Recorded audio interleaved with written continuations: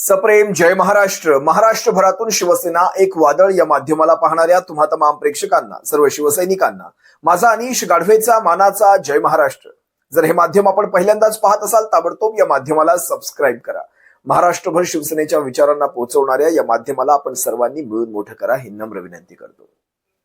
जरी या राज्यामध्ये सरकार हे देवेंद्र फडणवीसांचं आणि एकनाथ शिंदेचं असलं तरी या राज्यामध्ये दिवस हे फक्त ठाकरेंचे आहेत.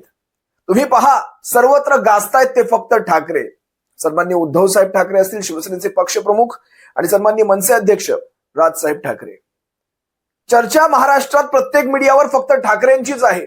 ठाकरे आज काय म्हणतायत, ठाकरेंनी आज कुठला मुद्दा घेतलाय, ठाकरेंच्या निशाण्यावर आज नेमकं कोण आहे.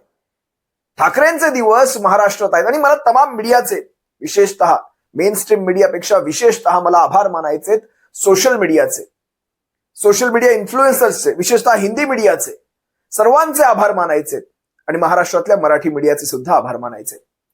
ज्या प्रकारे त्यांनी ठाकरेंना उचलून धरलेला आहे, ठाकरेंच्या मुद्द्यांना उचलून धरलेला आहे, ज्या प्रकारे ठाकरे मांडतायत त्या विषयांना उचलून धरलेला आहे, त्या सर्वांचे आभार मानायचे. आज तुम्हाला मी महाराष्ट्रातल्या विधानसभेतल्या 3 घटना दाखवणार आहे. कशा प्रकारे ठाकरेंचे आमदार सुद्धा महाराष्ट्राच्या विधानसभेमध्ये आक्रमक आहेत. फक्त बाहेरच नाही, आतमध्ये सुद्धा कशा प्रकारे ठाकरेंचे आमदार घाम फोडत आहेत. तुम्हाला 3 उदाहरणं दाखवतोय, अतिशय महत्वाची. सगळ्यात पहिलं उदाहरण, जे उदाहरण तुम्ही आज सर्वांनी पाहिलं असाल, सन्माननीय आदित्य साहेबांचं आणि भास्कर रावांचं.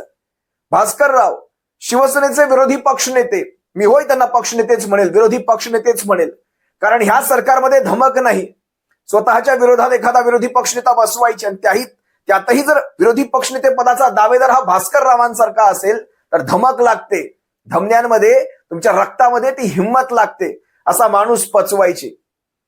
मला खरं तर भास्कर रावांचं विशेष कौतुक वाटतं. ज्या प्रकारे मुद्दे मांडतात, ज्या प्रकारे विषयांना हात घालतात, मला भास्कर रावांचं कौतुक वाटतं. ज्यावेळेस भास्कर राव आपला विषय मांडत होते, आपत्कालीन चर्चा चालू होती, त्या चर्चेदरम्यान ज्या वेळेस त्यांचा हा प्रश्न होता की माझ्या प्रश्नांना उत्तर देण्यासाठी 2 उपमुख्यमंत्री आणि 1 मुख्यमंत्री नेमका आहे कुठे, सरकार आहे कुठे, हा प्रश्न ज्यावेळेस त्यांच्याकडून विचारण्यात आला त्यावेळेस भातखळकर, हा भातखळकर नावाचा भाजपाचा जो कोणी आमदार आहे, याच्या पोटामध्ये एक विशेष मळमळ होते, वळवळ होते, काय होतं मला माहित नाही, पण हा भातखळकर नावाचा हा कोणी आमदार आहे.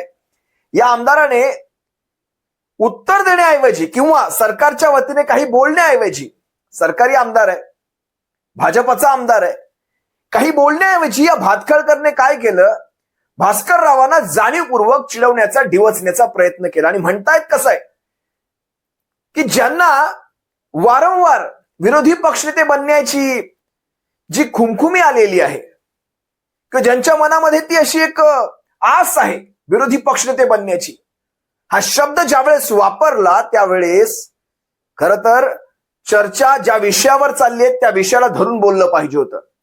सरकारी मंत्री कुठे आहेत, म्हणजे उपमुख्यमंत्री किंवा मुख्यमंत्री कुठे, हा प्रश्न असेल त्या विषयाला धरून बोललं पाहिजे होतं. पण भातखळकर भलतीकडेच भरकटले.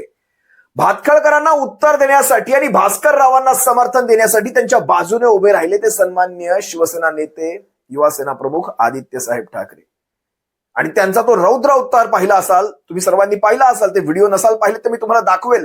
पण भातखळकर कसा एखाद्या मुजोर माणसासारखा, एखाद्या मुजोर व्यक्तीसारखा कसा उभा राहिला होता, कसा विषय मांडत होता, पाहायचं एकदा पहा. त्यानंतर मग शिवसेनेने कसा धुतला भातखळकरला, एकदा तेही पहा. इतकं जर महाराष्ट्रावर आलेलं एवढं मोठं संकट असेल आणि त्या संकटाच्या बाबतीत सरकार जर इतक्या पद्धतीने आणि अशा बेजबाबदारपणे, निर्दयपणे आणि उद्दामपणे आणि आमच्याकडे मेजॉरिटी म्हणून कसंही वागणार असेल तर ठीक आहे, नुसती चर्चा करूया, भाषणं करूया आणि विषय संपवून टाकूया. अध्यक्ष महोदय, आणि म्हणून अध्यक्ष महोदय या ठिकाणी अध्यक्ष महोदय, तुम्ही अध्यक्ष महोदय अत्यंत महत्वाच्या विषयावर बोलूया, कन्क्लूड होऊ द्या, झाल्यावर देतो तुम्हाला. अरे माझा पॉइंट बोलणार, वसई विरार.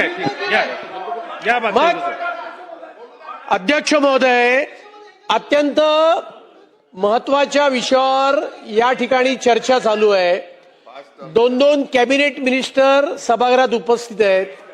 ज्या विषयावर चर्चा आहे त्या विषयाचे राज्यमंत्री सभागृहामध्ये उपस्थित आहेत, मदत पुनर्वसन खात्याचे राज्यमंत्री उपस्थित आहेत. अशा वेळेला ज्यांना विरोधी पक्षनेता होण्याची भयंकर आस लागलेली आहे त्यांना या राज्याचे मदत पुनर्वसन 2 मिनिटं मदत पुनर्वसन ठीक आहे. मंत्री कोण आहे ठीक आहे, हे माहित नाहीये. क्रमांक 1 आणि अशा वेळेला राज्य सरकार ठीक आहे, ठीक. 2 मिनिटं मला पूर्ण करू द्या. राज्य सरकार संवेदनशील पद्धतीने चर्चेला उत्तर देत असताना सरकार बेताल आहे, ठीक आहे, उद्दाम आहे. ठीक आहे, भास्कर अशा साहेब. 2 मिनिटं अशा प्रकारची असंसदीय ठीक आहे, जाधव साहेब चालू करा आपण. भातखळकरांच्या या वक्तव्यावर ज्या वेळेस भास्करराव असतील, आदित्य साहेब असतील, यांचा हा व्हिडिओ पहा. कशा प्रकारे दोघांनी मिळून, आणि फक्त भातखळकर विरुद्ध आदित्य साहेब किंवा भास्करराव असा नाही, शिवसेनेचे सारेच्या सारे 20च्या 20 आमदार तिथे महाराष्ट्राच्या विधानसभेमध्ये या भातखळकरावर तुटून पडले होते. एका माईच्या लालाची तिथे हिंमत झाली नाही किंवा भातखळकरांना सपोर्ट करण्याची किंवा भातखळकरांच्या बाजूने, कारण त्यांना माहिती आहे शिवसेना ही कोण अंगावर घेणार. जरा हा व्हिडिओ पहा. प्रकारची असंसदीय ठीक आहे, जाधव साहेब चालू करा आपण. अध्यक्ष महोदय, इथे सत्ताधारी पक्षातून तुम्ही सांगू ना जरा. तुम्ही राम मंदिर लुटताय. चोर कुठले? लुटताय ना, मला सांगू नये. चला, जाधव साहेब आपण चालू करा. मला सांगू नये, बसा भातखळकर खाली. साहेब खाली बसा. भातखळकर साहेब बसा खाली तुम्ही. खाली बसा, खाली बसा. मला सांगू नये. चला बसून घ्या, राम मंदिर बसून घ्या लुटताय, मला सांगू साहेब. नये. चला तुम्हाला सगळं यायचंय. चला. नीट बोला, नीट बोला, नीट बोला, नीट बोला. वय बघा तुमचं. लय उन्मट आणि घमेंडखोर नुसता बसलाय कोपऱ्यात. प्रत्येक वेळी असा अहंकार असो हे काय ते. चाललंय? ठीक आहे, भातखळकर साहेब आपण बसा. जाधव साहेब आपण चालू करा. तुम्ही जाधव कोण? साहेब. तुम्हाला अधिकार कोणी दिला? जाधव साहेब आपण चालू तुम्हाला करा. अधिकार कोणी दिला यांना बोलायचा? राम मंदिर कोण लुटताय, तुम्ही? मला साहेब, आपण बोलू बोला. नये. अरे राम मंदिराचे चोऱ्या करणारे आहेत तुम्ही. बोलू नये. चंदा चोरा. ठीक आहे, बसून घ्या. हा. आदित्य साहेब बसा, बसा, बसून घ्या. आणि म्हणून आदित्य अध्यक्ष साहेब. महोदय, ठीक आहे, ठीक आहे, ठीक आहे.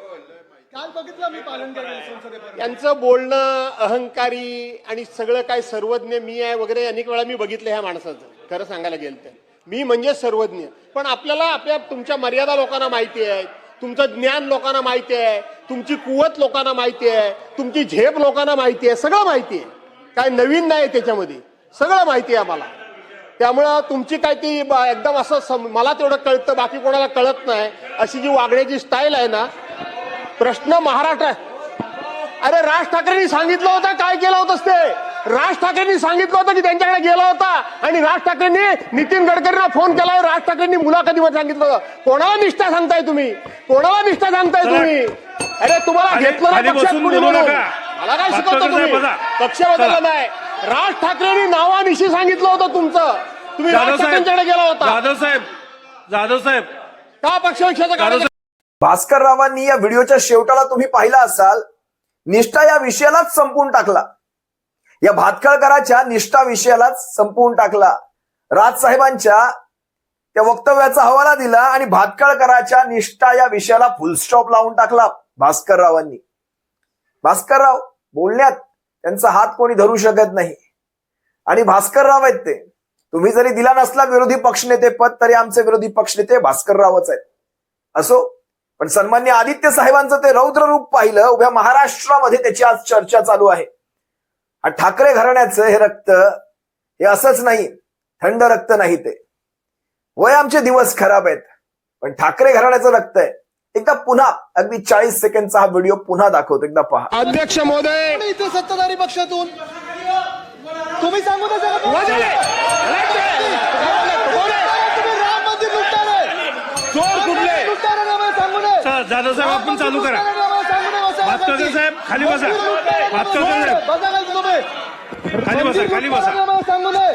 चला बसून घ्या, राम मंदिर बसून घ्या साहेब. चला तुम्हाला सगळं यायचंय. चला. नीट बोला, नीट बोला, नीट बोला, नीट बोला. वय बघा तुमचं. लय उन्मट आणि घमेंडखोर नुसता बसलाय कोपऱ्यात. प्रत्येक वेळी असा अहंकार असो हे काय ते. चाललंय? ठीक आहे, भातखळकर साहेब आपण बसा. जाधव साहेब आपण चालू करा. तुम्ही जाधव साहेब. तुम्हाला अधिकार कोणी दिला? जाधव साहेब आपण चालू तुम्हाला करा. अधिकार कोणी दिला यांना बोलायचा? राम मंदिर कोण तुम्ही? बोलू साहेब, आपण नये. बोला. अरे राम मंदिराच्या चोऱ्या करणारे आहेत तुम्ही. बोलू नये. चंदा चोरा ठीक आहे, बसून घ्या. हा. आदित्य आता मी येतोय महाराष्ट्राच्या दुसऱ्या आमदारावर. कसं जाणीवपूर्वक यांच्याकडनं टार्गेट करण्यात, जसं भास्कर रावांना विरोधी पक्षनेते पदावरून चिडवून दाखवण्यात आलं. खरं तर मला याविषयी माझा विशेष राग माझा मिलिंद नार्वेकरांवर आहे. भले शिवसेनेचे नेते असतील, भले शिवसेनेचे वरिष्ठ पदाधिकारी असतील, आमदार असतील, पण माझा राग विशेष नार्वेकरांवर आहे. ज्या प्रकारे त्यांनी मागे ते ट्विट केलं भास्कर रावांवर आणि देवेंद्र फडणवीसांना टॅग केलं की यांना लवकर तुम्ही विरोधी पक्षनेते करा, नाहीतर आमच्यासारख्या शिवसैनिकांना त्याचा त्रास सहन करावा लागतोय. हाच पोरखेळ या आता तिसऱ्या म्हणजे भलत्याच्याच तोंडी तुम्ही एक कोलीत दिलं आणि आपल्याच माणसाची बदनामी आपणच कशी करतो याचं एक उत्तम उदाहरण आहे. माफ करा, काही वेळा मला या अशा गोष्टी बोलाव्या लागतात. कुणीतरी बोलणं गरजेचं आहे या गोष्टींना सुद्धा. ते ट्विट आमच्या लक्षात आहे चांगलं की देवेंद्र फडणवीस यांचं काहीतरी विरोधी पक्षनेते पदाचं बघा वगैरे वगैरे. असो, आज त्याच्यावर जास्त बोलत नाही. दुसऱ्या आमदाराविषयी बोलतो. कसा दुसऱ्या आमदाराला टार्गेट केला गेला. दुसरे आमदार कैलास पाटील, दिलीप लांडे चांदिवली विधानसभेचा मुंबईतला आमदार. दिलीप लांडेंना ज्यावेळेस कैलास पाटलांवर काही बोलायची वेळ आली होती, या तुम्ही इकडे या, तुमचं स्वागत आहे, पक्षप्रवेश आहे. आपण महाराष्ट्राच्या सर्वोच्च सभागृहामध्ये बोलतोय, विधानसभेमध्ये बोलतोय. त्या सभागृहामध्ये बसताना आपल्याला काही नियम असतात, काही सूचना असतात, त्यांचं पालन करायचं असतं. हे पक्षप्रवेश, इकडे या तिकडे या, म्हणजे पोरखेळ लावून ठेवला त्या महाराष्ट्राच्या विधानसभेचा. एका संस्कारी भाषेमध्ये कैलास पाटलांनी योग्य त्या सूचना कशा दिल्या तुम्हीच पहा. 2009 मध्ये कैलास पाटील बसा, ऐका, खरी गोष्ट पण ऐका. आणि म्हणून हा इकडे येत असेल तर या, स्वागत करतो. आता इकडे या, स्वागत करतो. अध्यक्ष महोदय यांचंही स्वागत करतो. जाहीर प्रवेश आहे. अध्यक्ष महोदय, गावच्या पाटलांनी ऐकायला पाहिजे. पुढे जाऊन सांगतो अध्यक्ष महोदय, 2008-2009 अध्यक्ष महोदय, सन्मान्य सदस्यांना आपण सूचना द्यावी की प्रस्तावावर बोलावं. उगच नाही काय भातकळकर साहेब काय बोलले ते, तुम्ही बसा, त्यांचा प्रवेश, ही कुठली पद्धत आहे तुमची? नाही, असलं बोलायचं नाही फालतू. चला बोला. असलं फालतू बोलायचं नाही. तुम्ही सूचना द्या.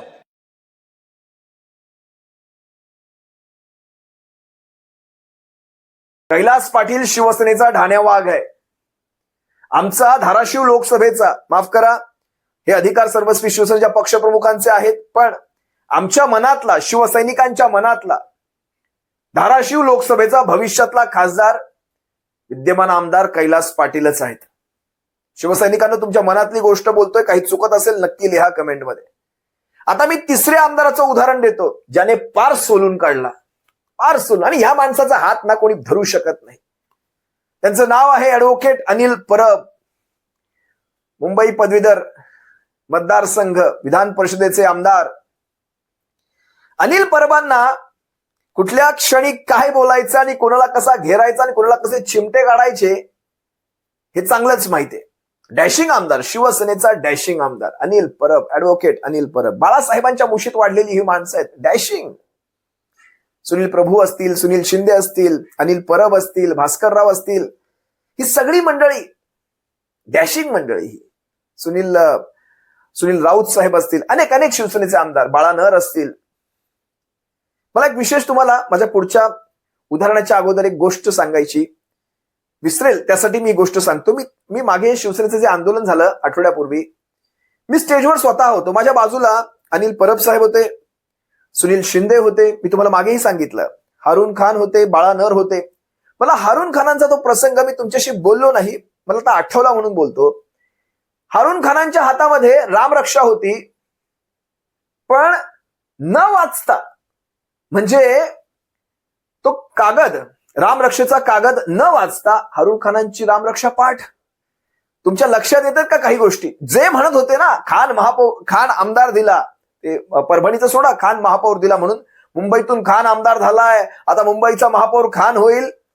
त्या अमित साटमला, ज्याने हे जे उल्लेख केले होते, मला त्या अमित साटमला, हा मी व्हिडिओ विशेष वेगळा करेन, त्या अमित साटमला माझं एक सांगणं आहे, हारून खान यांची रामरक्षा पाठ आहे, तुमची आहे काय? अस्खलित मराठीमध्ये हारून खान बोलतात, अस्खलित. मराठी मुसलमान आहेत ते. असो, माझा विषय थोडासा ऑफ ट्रॅक जातोय, पण तरी सुद्धा सांगतो, ज्यावेळेस हे असले प्रसंग माझ्या डोळ्यांनी पाहिले, त्यांनी कुठेही संकोच बाळगला नाही. रामरक्षा वाचताना, हनुमान चालिसा वाचताना कुठेही संकोच नाही. मारुती स्तोत्राचं पठण झालं, कुठेही संकोच नाही. तुम्ही काय म्हणून त्यांना डिवचता? हा जातीभेद, धर्मभेद, हे सर्व भेद हे फक्त भारतीय जनता पक्षात चालतात, हे शिवसेनेत चालत नाही. शिवसेना जात धर्म पंथाच्या पलीकडे जाऊन आपले उमेदवार ठरवते. ते बघत नाही कुठल्या धर्माचा किंवा कुठल्या जातीचा माणूस आहे, त्याच्या जातीचं समीकरण मतदारसंघामध्ये काय असो. विषय आठवला म्हणून तुम्हाला सांगितला. तिसरा, अनिल परब, त्यांचा एक व्हिडिओ मला तुम्हाला दाखवायचा आहे. ज्या प्रकारे योगेश कदमाचा समाचार घेतला आणि ते गडे मुडदे पुन्हा जे उखडले गेले, मला वाटतं योगेश कदमाला रात्री आज झोप लागू शकत नाही. ज्या प्रकारे अनिल परबांनी पुन्हा तो डान्स बार काढला, पहा. पुढची एक महत्वाची बातमी आहे. डान्स बार सुधारणा विधेयकावरनं विधानसभेत अनिल परब आणि गृहराज्यमंत्री योगेश कदम यांच्यामध्ये खडाजंगी झाली. मंत्रीच डान्स बार चालवतो नाव न घेता परब यांनी योगेश कदम यांच्यावर टीका केली. तर राज्यमंत्री योगेश कदम यांनी मंत्री डान्स बार चालवतात हे विधान कामकाजातून वगळण्याची मागणी केली. हे वक्तव्य वगळलं गेलं नाही तर माजी मुख्यमंत्र्यांच्या घरी कसे डान्स बार चालतात हे मला उघड करावं लागेल, असा इशारा योगेश कदम यांनी दिला. तुम्ही कायदा करताय, कोणावरती करणार तुम्ही कायदा? तुमच्यात काय हिंमत आहे हो? गृह खातं आहे ना तुमच्याकडे, हिंमत आहे? अहो तुमचा मंत्री डान्स बार चालवतोय, मंत्र्याच्या आईच्या नावावरती डान्स बार आहे. 3 FIR झालेत त्याच्यावरती. काय कारवाई केली तुम्ही? खरं या विषयात मी जाणार नव्हतो, परंतु जर तुम्ही आमच्या राजकीय पक्षाच्या कार्यकर्त्याला जर लात म्हणून उठवायचा प्रयत्न कराल तर आम्हाला देखील सगळ्या भानगडी माहिती आहेत. तुम्ही तुमच्या मंत्र्यावरती कारवाई करू शकत नाही. ज्यांच्या नावावरती लायसन आहे त्यांच्यावरती तुम्ही आतापर्यंत काही कारवाई केलेली नाही. पुन्हा देतो ना. सन्माननीय सदस्यांनी इथे 2 मिनिटं. आपलं विधेयकावरती मुद्दा मांडत असताना मंत्री डान्स बार चालवतात त्यांनी असा उल्लेख केलेला आहे. ते पटलावना काढून टाकण्यात यावं. मंत्री डान्स बार चालवताना असा उल्लेख केलेला आहे. हे कुठल्या आधारे म्हणतायत? आणि माननीय मुख्यमंत्री महोदयांनी चौकशीचे आदेश दिले असतील तर सभागृहामध्ये आपण त्याला विचारावं मुख्यमंत्री महोदयांना विधेयकाचा काय संबंध आला? त्यांनी मंत्री महोदय त्यांनी कोणाचंही नाव नाही घेतलं. नाही, पण त्यांनी जो उल्लेख केलेला आहे की मंत्री डान्स बार चालवतात हे रेकॉर्डला काढलं पाहिजे. मला वाटत नाही योगेश कदमांना पुन्हा झोप लागेल. असो, शिवसेनेच्या आमदारांनी ज्या प्रकारे महाराष्ट्राच्या विधानसभेमध्ये मुद्दे मांडण्याचं तो धडाका लावलेला आहे, चर्चांमध्ये ज्या प्रकारे त्यांचा सहभाग आहे, सरकारला सूचना आहेत, तारांकित प्रश्न विचारले जात आहेत, या सगळ्या गोष्टी पाहता म्हणजे बाहेर ठाकरेंचीच हवा आणि आताही ठाकरेंचीच हवा. ठाकरे बोलते सबको कोलते. ठाकरे हा महाराष्ट्राचा ब्रँड आहे, मी पुनश्च सांगतो. आणि हा ब्रँड संपवण्याची ताकद कुण्या माईच्या लालामध्ये नाही. हे ठाकरे आहेत. थोडे दिवस कमी जास्त होऊ शकतात, वजा अधिक होऊ शकतं, पण ठाकरेंना कोणीही संपवू शकत नाही, हे तितकंच सत्य आहे. तुर्तास तुम्हा सर्वांची रजा घेतो. शिवसेना एक वादळ या माध्यमाला आपण सबस्क्राईब केलं नसाल तर नक्की सबस्क्राईब करा. आणि ज्या शिवसैनिकांना, प्रेक्षकांना या माध्यमाला सहकार्य करायचं असेल, आपल्याला गुगल पे, फोन पे क्रमांक देतो 99 87 70 34 18 99 87 70 34 18.